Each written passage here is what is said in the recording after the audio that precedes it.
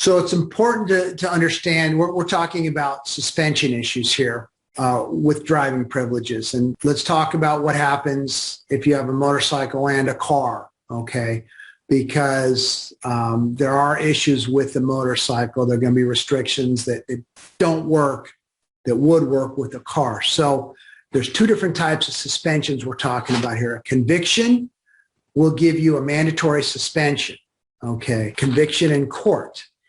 If that happens, then your options are going to be either 6 months of no driving or 1 month of no driving followed by 11 months of work-only restricted driving, or it would be 6 months of driving with an ignition interlock device on your car. The reason I bring the car part up first is because the motorcycle is a little bit different.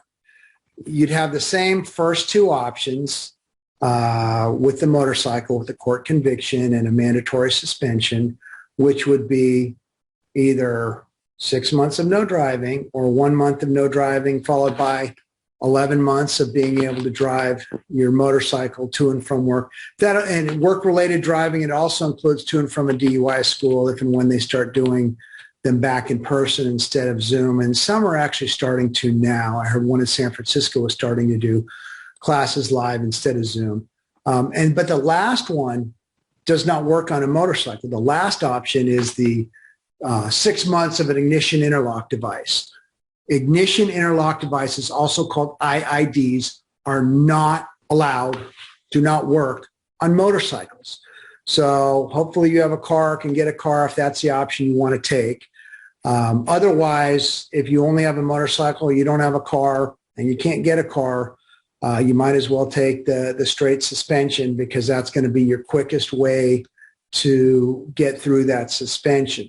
Now, it's important to also understand there are two different types of suspension. There's also an administrative suspension if we do not win your DMV hearing or if you did not request one. Those lengths are shorter suspensions than from a court conviction.